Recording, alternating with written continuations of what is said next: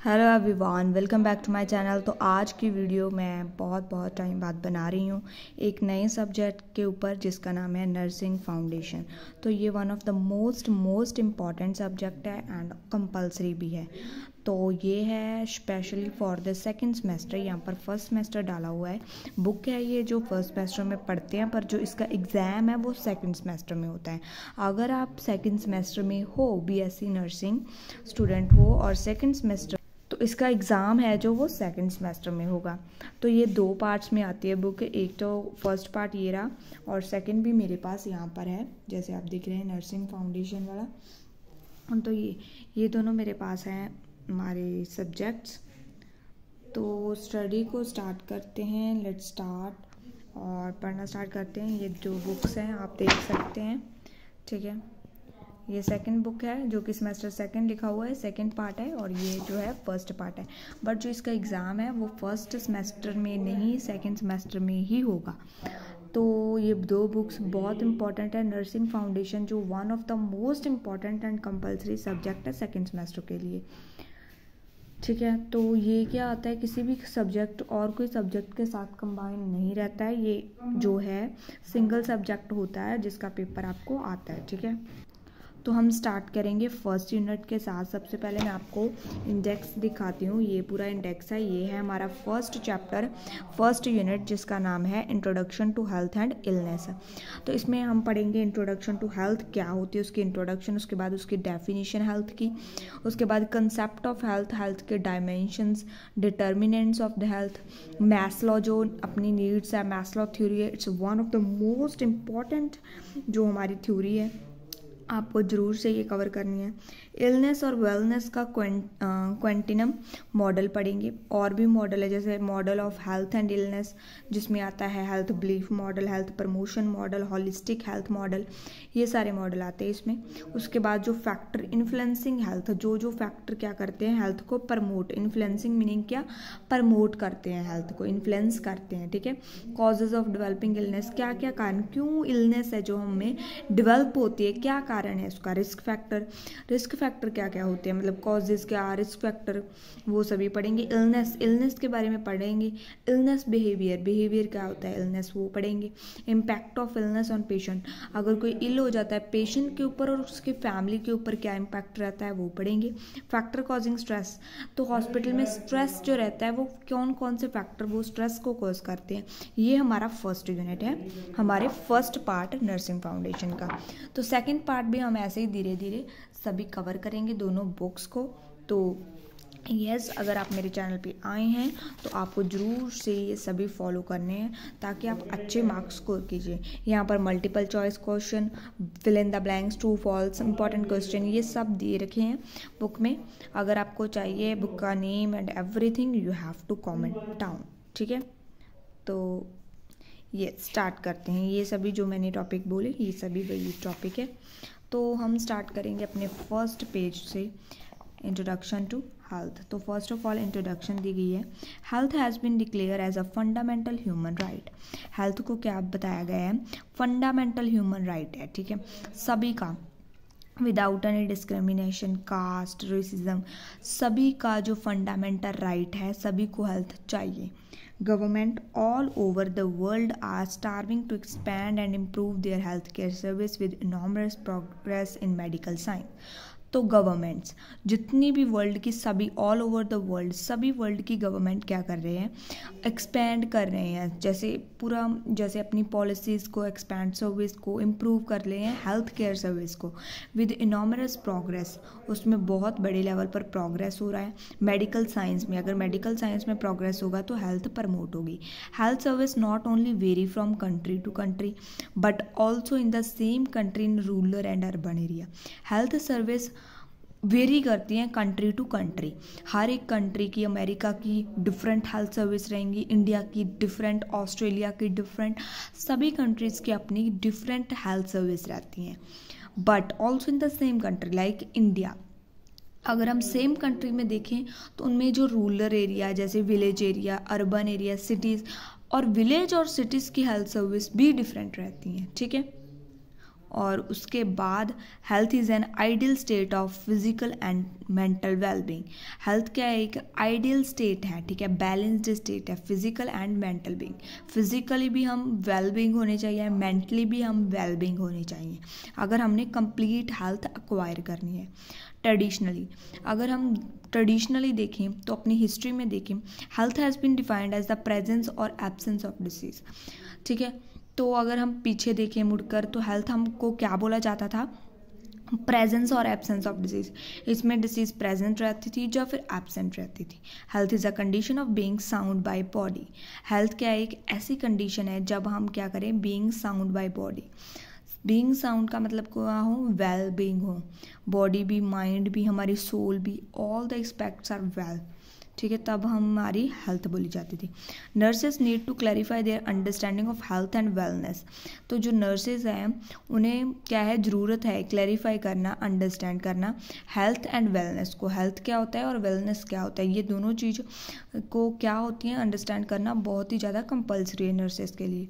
It largely determine the scope and nature of nursing practice. इससे ही हमें अब पता चलता है क्या स्कोप है, क्या नेचर है नर्सिंग प्रैक्टिस का। Health include the following aspect. Health कौन कौन से टाइप्स की हो सकती है, कौन कौन से एस्पेक्ट। फर्स्ट ऑफ ऑल आती है फिजिकल हेल्थ। फिजिकल हेल्थ क्या होता है, perfect functioning of body. Perfect, अगर सभी बॉडी पार्ट परफेक्टली फंक्शन कर रहे हैं, सभी वेल हैं, तो हम क्या बोलेंगे, physical health is good. Mental health, mind that grow and adjust to life situation. जो माइंड ग्रो कर रहा है और वो एडजस्ट करे लाइफ की सिचुएशंस में। Mental health. Emotional health, feeling and action that bring one satisfaction. Emotional health में क्या आता है, फीलिंग्स आती हैं, हमारे एक्शंस आते हैं जिससे हमें क्या सेटिस्फैक्शन मिलती है। उसके बाद social health, a sense of responsibility for health and welfare of others. Spiritual health, inner peace, security is one of the spiritual faith, ठीक है। उसके बाद हमारी डेफिनेशंस आती हैं। इसमें आपको काफ़ी ज़्यादा डेफिनेशंस दी गई हैं, जैसे मैंने आपको पहले भी सब्जेक्ट्स में बताया कि डेफिनेशंस आपको कैसे करनी है।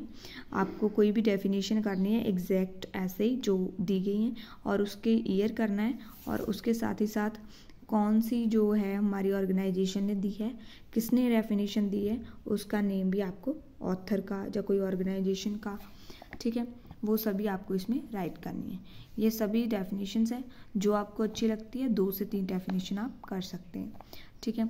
तो सबसे पहले one of the most important जो हमारी डेफिनेशन है that is according to WHO 1948 में दी गई थी ये definition. Health is a state of complete physical. Health एक ऐसी स्टेट है जिसमें completely physical, mental, social wellbeing, हम वेल होने चाहिए mentally, socially, physically, and not merely the absence of disease और इन्फॉर्मिटी। तो उसके बाद ये सभी डेफिनेशंस आ सकती हैं, वो भी आप कर लें, ठीक है। और उसके बाद हमारी आ जाती है इलनेस। इलनेस क्या होता है, illness is a response of person to a disease. अगर पर्सन को कोई डिसीज़ हुई तो उसका बॉडी का और उस पर्सन का क्या रिस्पॉन्स रहता है डिसीज़ को लेकर, उसको हम क्या बोलते हैं, illness. It is an abnormal process. Illness एक अबनॉर्मल प्रोसेस है by which person level of functioning is changed. ये एक ऐसी अबनॉर्मल प्रोसेस है जिसके द्वारा क्या होता है, पर्सन का जो लेवल है फंक्शनिंग करने का वो चेंज हो जाता है when compared with the previous level से कंपेयर करें पीछे वाले तो उसका चेंज हो जाता है, ठीक है, पर्सपेक्टिव। तो उसकी डेफिनेशंस दी गई है 2 definition. First, illness is the product of disharmony. इसमें डिसहार्मनी होती है, उसका प्रोडक्ट, उसका रिजल्ट क्या होता है, illness. Illness is the product और रिजल्ट बोल सकते हैं। डिसहार्मनी इंटरेक्शन, मतलब कि डिसीज को लेकर जो रिजल्ट रहता है बिटवीन बॉडी, माइंड, सोल, इन तीनों के बिटवीन जो भी रिएक्शन रहता है। उसके बाद सेकंड डेफिनेशन भी दी गई है। Illness behaviour involve the way that person monitor their body, define and interpret their symptoms, take remedial measures and action and use the healthcare systems, ठीक है। उसके बाद वेलनेस क्या है, इसकी भी 3 डेफिनेशंस दी गई हैं, जो आपको अच्छी लगे वो आप कर सकते हैं। फर्स्ट है वेलबींग और वेलनेस। वेलनेस को हम और क्या बोलते हैं, wellbeing is a subjective perception. एक सब्जेक्टिव परसेप्शन है। सब्जेक्टिव क्या होता है, बंदे का अपना परसेप्शन है, जैसे भी बंदा परसीव करे, कैसे ले रहा है बंदा, ठीक है। और वाइटलिटी एंड फीलिंग वेल, जब हम फील क्या कर रहे हैं, वेल फील कर रहे हैं। कैन बी डिस्क्राइब्ड ऑब्जेक्टिवली, और हम कैसे डिस्क्राइब करते हैं, ऑब्जेक्टिवली, एक्सपीरियंस्ड एंड मेजर्ड। ठीक है। Wellness can be thought as a dynamic balance among the physical, psychological, social, spiritual aspect of person's life. तो ये डेफिनेशन थी। उसके बाद हमारा नेक्स्ट टॉपिक आता है कॉन्सेप्ट ऑफ हेल्थ। हेल्थ के क्या क्या कॉन्सेप्ट हैं, यहाँ पर आपको कॉन्सेप्ट बताए गए हैं। अगर आपको ये क्वेश्चन आ जाए कॉन्सेप्ट ऑफ हेल्थ, वैसे तो ये क्वेश्चन इंपॉर्टेंट नहीं है, अगर आपको आ जाए तो आपको कैसे अटेम्प्ट करना है, पहले आप इन लिस्ट कर दीजिए। जैसे ऐसे हम फ्लो चार्ट बना देते हैं, कई बार ऐसे माइंड मैप जैसा बना देते हैं। यहाँ पर आप लिख दीजिए कंसेप्ट ऑफ हेल्थ। यहाँ पर बायोमेडिकल कंसेप्ट आता है first, second one is ecological concept, third one is psychological concept and fourth one is holistic concept. ये 4 कॉन्सेप्ट हैं जो हमारी हेल्थ के प्रेजेंट हैं। First, health can be viewed differently by experts.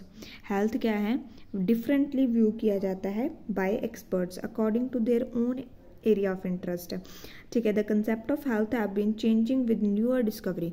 जो कंसेप्ट है ना हेल्थ का, वो चेंज हो रहा है जैसे जैसे नई डिस्कवरी हो रही है in the field of health.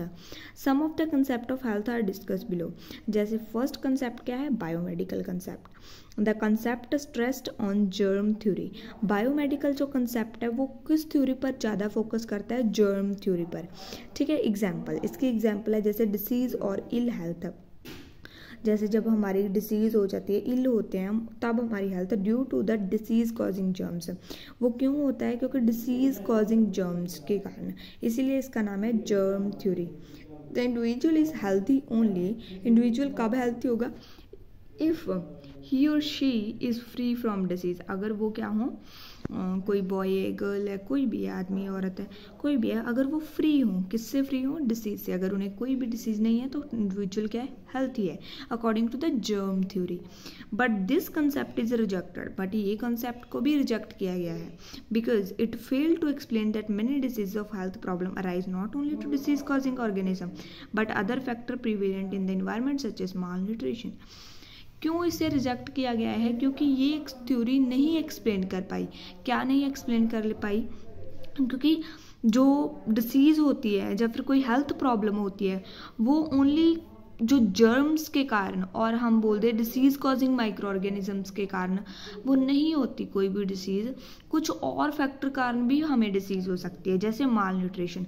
Mall nutrition में तो कोई भी ऑर्गेनिज्म इन्वॉल्व नहीं ना होता, माइक्रो ऑर्गेनिज्म। और वो जो माल न्यूट्रिशन डिसीज़ है वो कोई माइक्रो ऑर्गेनिज्म के कारण नहीं अकर होती, तो वो न्यूट्रिशन के कारण, लैक ऑफ न्यूट्रिशन के कारण होती है। तो इसीलिए ये थ्योरी रिजेक्ट होगी। ड्रग एडिक्शन, जब हम ड्रग के एडिक्ट हो जाएं तो वो किसी माइक्रो ऑर्गेनिज्म के कारण तो नहीं कॉज हुई। कोई एक्सीडेंट हो जाए, कोई हमें तब बीमारी होती है तो वो तो माइक्रो ऑर्गेनिज्म के कारण नहीं हुई। तो जैसे डिसीज कॉजिंग ऑर्गेनिज्म के कारण तो नहीं होती ये problem. That's why germ theory भी क्या होगी, रिजेक्ट। मेंटल इलनेस हो जाती, कभी कभार हार्ट डिसीज हो जाती है। This theory emphasize 1-to-1 relationship between casual agent and disease. It is depicted as disease man disease. ठीक है। अगर बीमारी होगी बंदे को तो फिर बीमारी जो भी है। इकोलॉजिकल कंसेप्ट क्या आता है, ये सेकंड कंसेप्ट है। ठीक है। हमारी जो है कंसेप्ट ऑफ हेल्थ का, द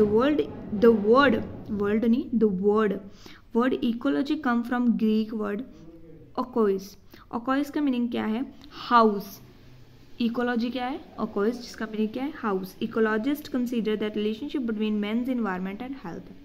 मैन का इन्वायरमेंट के और हेल्थ का, इन्वायरमेंट और हेल्थ का जो रिलेशन है वो है बहुत लाइक गूढ़ा नहीं बोलते, अच्छा रिलेशन है। According to concept health is a dynamic equilibrium और adjustment between man and his environment. तो वो ऐसा बोल रहे हैं कि हेल्थ क्या है, एक ऐसी स्टेट है जो एक डायनेमिक इक्विलिब्रियम होता है और एडजस्टमेंट होती है मैन की और उसके इन्वायरमेंट की। डिफरेंट डिफरेंट इन्वायरमेंट में हम रहते हैं, जो एडजस्ट कर ले इन्वायरमेंट को वो कर लेता है।